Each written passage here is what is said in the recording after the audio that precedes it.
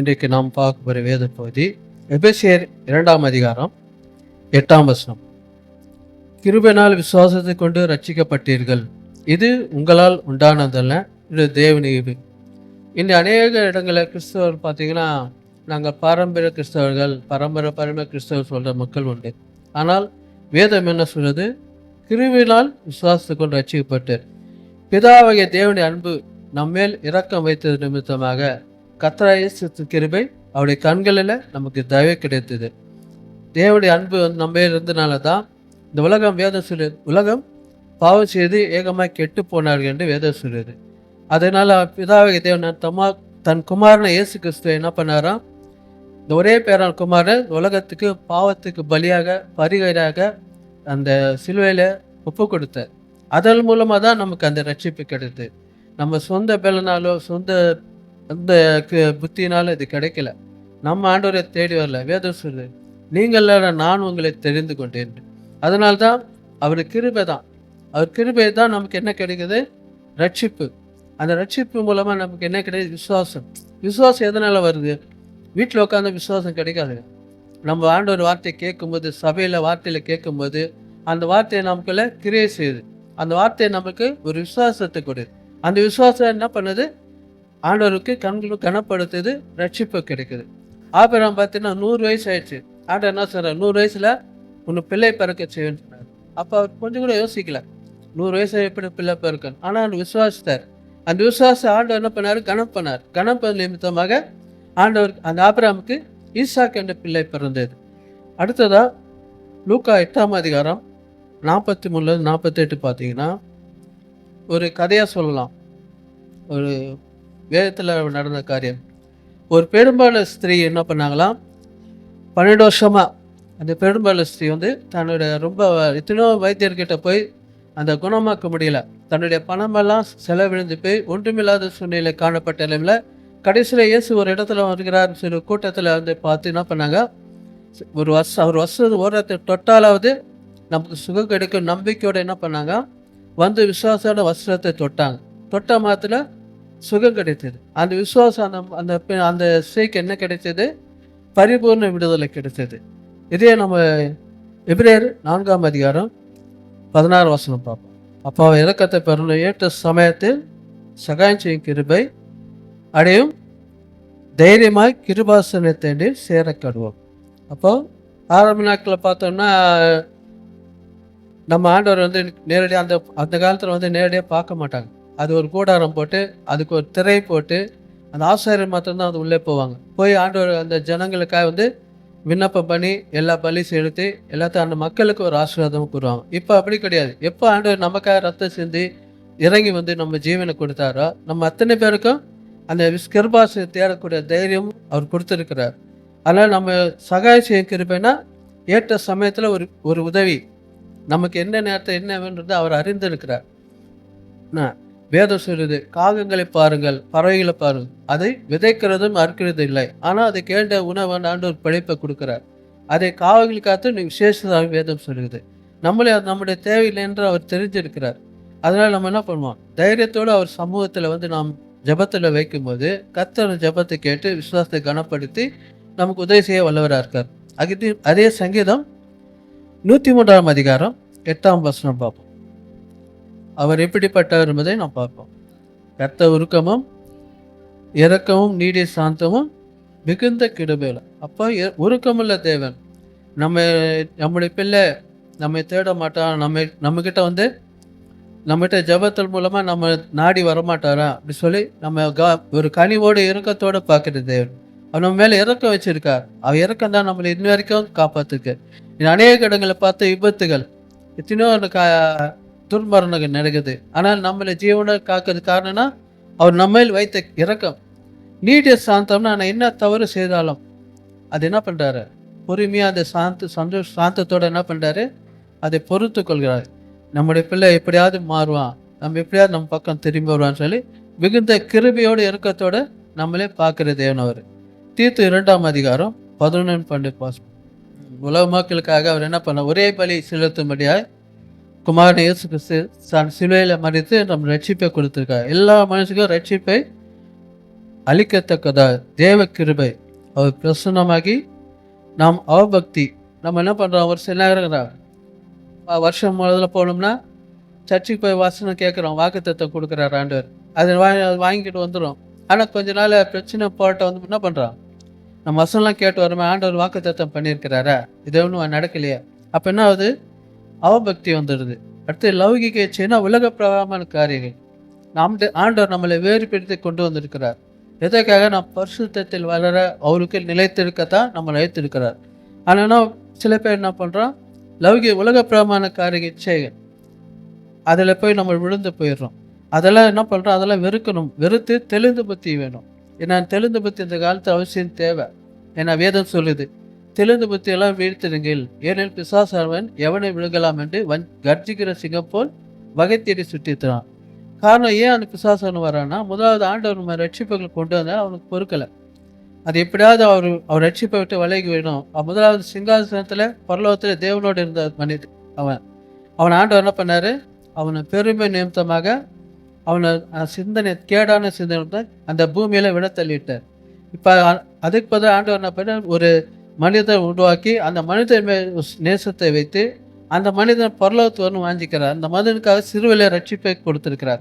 அந்த சிலுவையில் ரட்சிப்பு கொடுத்ததுனால அந்த மனுஷன் எப்படியாவது அந்த பரலோகத்துக்கு போகக்கூடாது, அந்த இடத்த ஆண்டோடு இருக்கக்கூடாதுன்றதுக்காக அவன் என்ன பண்ணுவானா, அந்த ஜனங்களை வஞ்சிக்கிற ஆவி, அது மக்களை வழி தவற செய்கிற மனிதனார் அந்த பிசாசன் சுற்றி அழைக்கிறான். அதனால் நம்ம என்ன பண்ணணும்? நமக்கு தெளிந்த புத்தி வேணும். அதுவும் நீதியும் தேவபக்தி உள்ளவராய் உழைத்து ஜீவனம் பண்ணணும். அப்போ தேவபக்தி உள்ளா இருக்கணும். எப்போது நம்ம என்ன பண்ணணும்?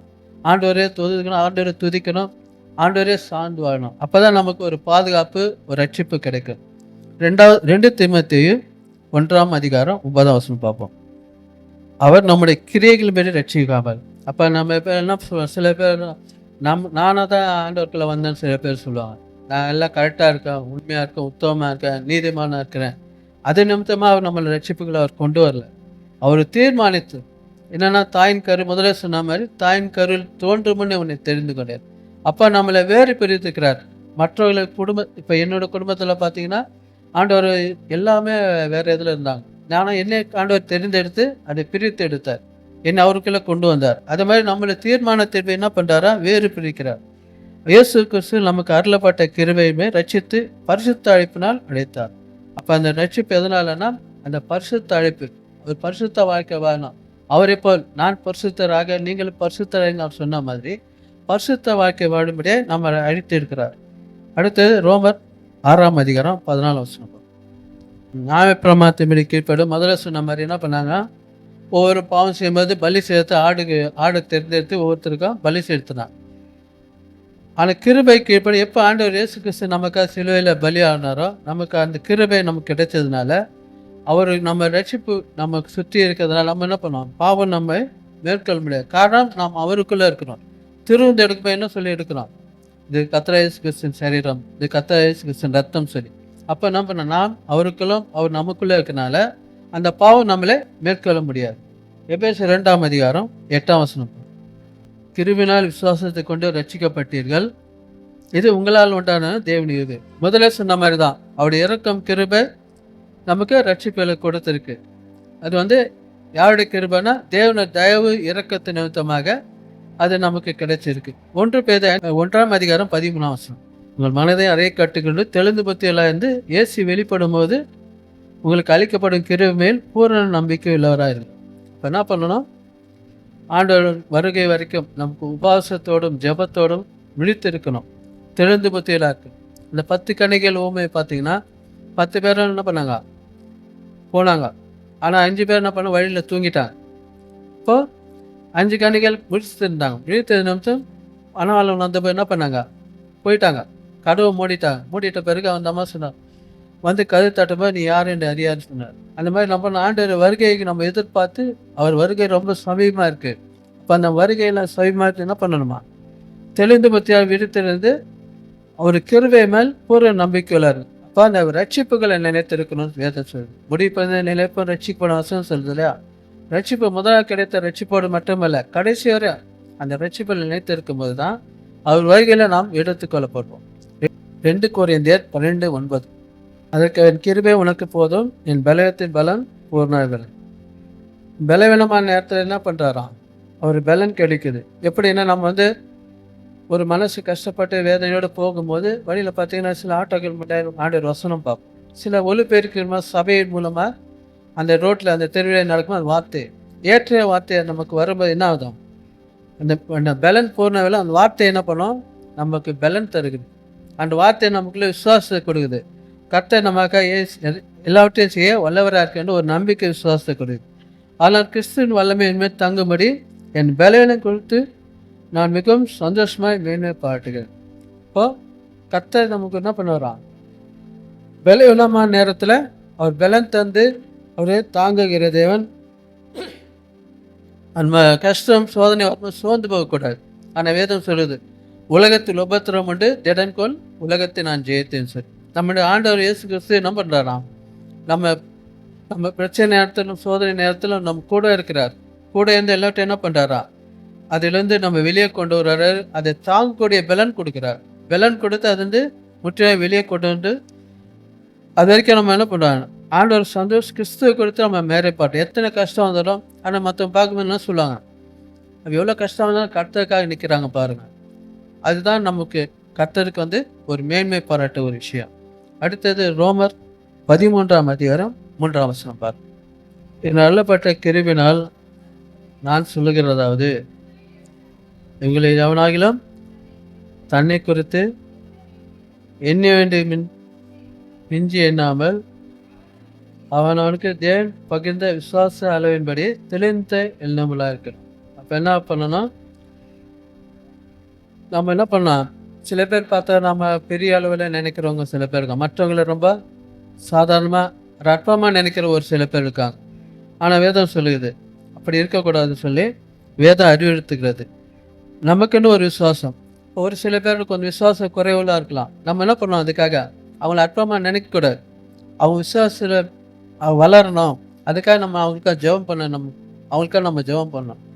அதுதான் ஆண்டவர் தெளிந்த இல்லமாக இருந்து என்ன பண்ணணும், விசுவாசம் அவங்க விசுவாசத்துக்கு ஏற்றபடி அவங்களுக்காக நம்ம போதித்து அவங்களுக்கு ஜெபம் பண்ணி அவங்களுக்கு அதை வளரும்படியாக உதவி செய்யணும். நம்ம எனக்குள்ள அந்த மேட்டிமையான சிந்தனை வரக்கூடாது. அதனால தான் வேதம் என்ன சொல்லுது, மேட்டிமை உள்ளவன் கர்த்தருக்கு அருவருப்பானவன். அதனால எல்லாரும் சமம் ஆண்டவர் கண்களுக்கு பார். எல்லாம் நல்லவன் கெட்டவன் பார்க்கறதுக்காக ஏழை பணக்காரன் பார்க்கறது கிடையாது. எல்லாரும் சமமாக நினைக்கிறதுனால நம்ம ஆண்டவர் நம்ம வாழ்க்கையில் வளர்ந்துட்டோம், அந்த பெருமை என்ன நமக்கு எப்பவுமே வரக்கூடாது. மற்றவங்களை பார்க்கும்போது அதை சும்மா சாதாரணமாக நினைக்கிறார்.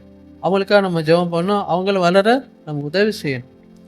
அடுத்ததாக பார்க்கும் 2 பேதுரு 3ஆம் அதிகாரம் 18ஆம் வசனம் பார்ப்போம். கர்த்தர் இயேசு கிறிஸ்துவின் கிருபையும் அவர் அறிகிற அறிவிலும் வளருங்கள்.